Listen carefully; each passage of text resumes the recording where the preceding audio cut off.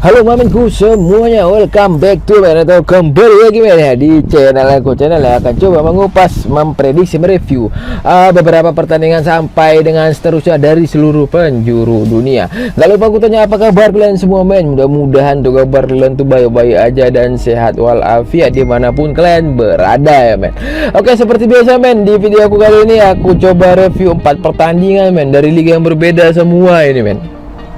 Yang pertama Liga Italia, kedua Liga Jerman, Liga Perancis dan juga Liga Spanyol. Next, tanpa basa-basi dan tanpa ulur waktu, kita langsung intip pertandingan yang pertama. Italia men, lanjutan Italia, Salernitana bertemu dengan Frosinone.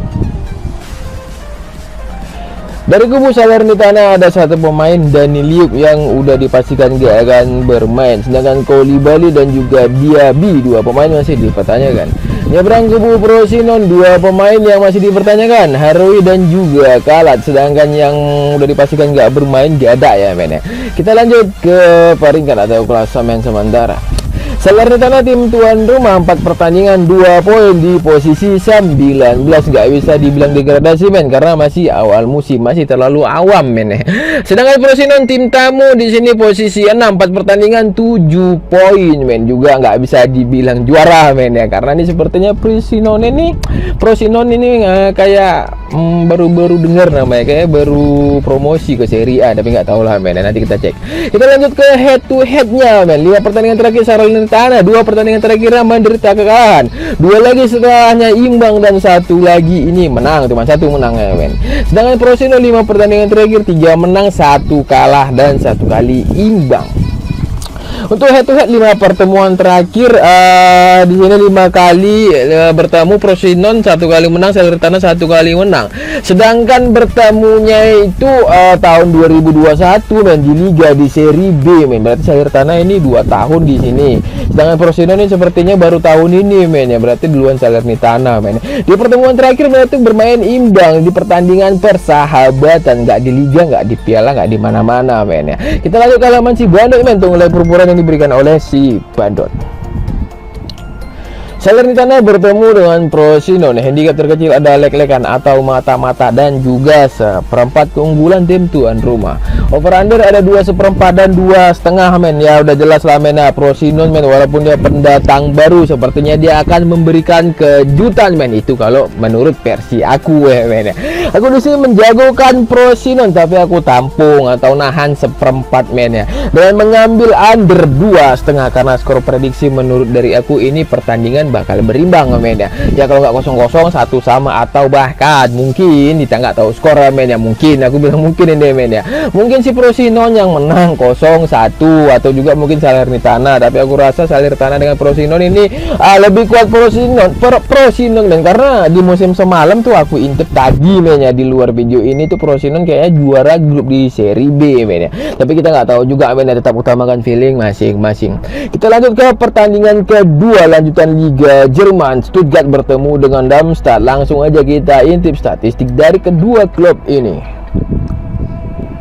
Kubu Stuttgart di sini ada 4 pemain yang udah dipastikan dia akan bermain: Castanaras, Narti, Ulrich dan juga Wagnoman. Sedangkan kubu Darmstadt di sini ada 6 pemain yang udah dipastikan gak bermain: Brands, Honsak, Hanbi, Maglika dan juga Torcello dan juga Himmerman. Sedangkan 3 pemain di sini Bader dan juga Manu Wilhelmsson di sini yang masih dipertanyakan. Kita lanjut ke peringkat dari kedua klub. Stuttgart tim tuan rumah posisi 4 pertandingan 9 poin, bersaing dengan Bayern Munchen, Bayer Leverkusen, Leipzig. Sedangkan Dortmund di sini terdampar di posisi 7 men ya. Sedangkan Darmstadt di sini posisi 17, 4 pertandingan 1 poin men. Kayak aku bilang tadi men, di match pertama tadi di Liga Italia tadi nggak bisa dibilang lah ini degradasi men, cukup jauh men. Dan ini juga Stuttgart men, belum bisa dibilang juga dia juara men ya. Kita lanjut ke head to head men. 5 pertandingan terakhir Stuttgart 4 kali menang, 1 kali kalah men. Ini membantai Galen 8-3 di partai persahabatan men ya.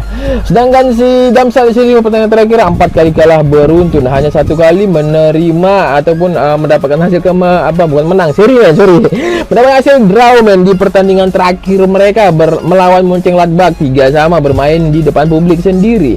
Untuk head to head 5 pertemuan terakhir di sini juga cukup jauh men. Terakhir bertemu dari gelaran resminya men ya, dari divisi 2 Bundesliga men tahun 2020 men.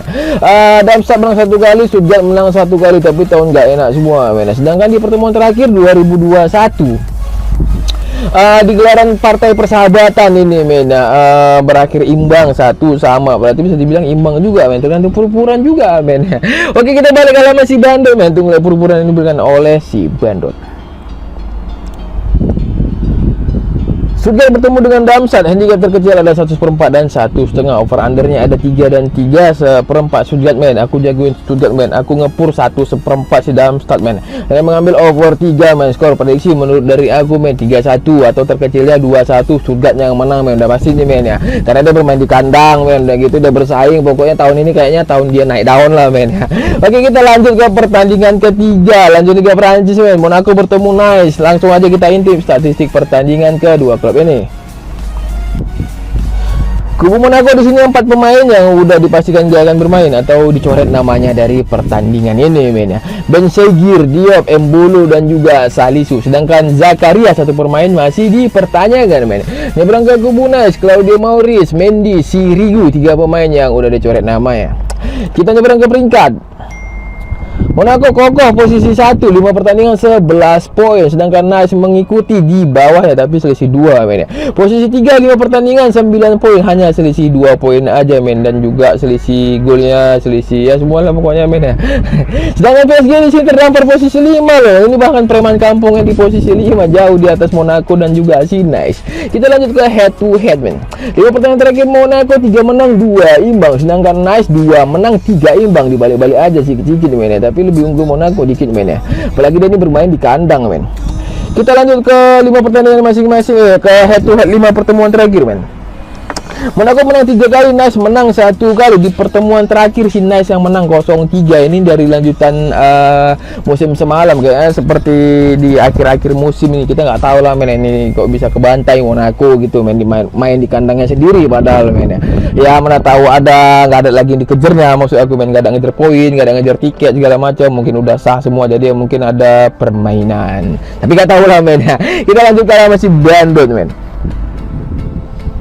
Monaco bertemu dengan Nice, handicap terkecil ada 1/4 dan setengah, keunggulan tim tuan rumah Monaco. Over under di sini ada 2/3/4 dan 3 men. Monaco lah udah jelas main di kandang, apalagi pura cuma segini men. Aku berani ngepur 1/4 men dengan mengambil over 2/3/4 karena skor prediksi menurut dari aku di sini Monaco yang menang cukup 2-1.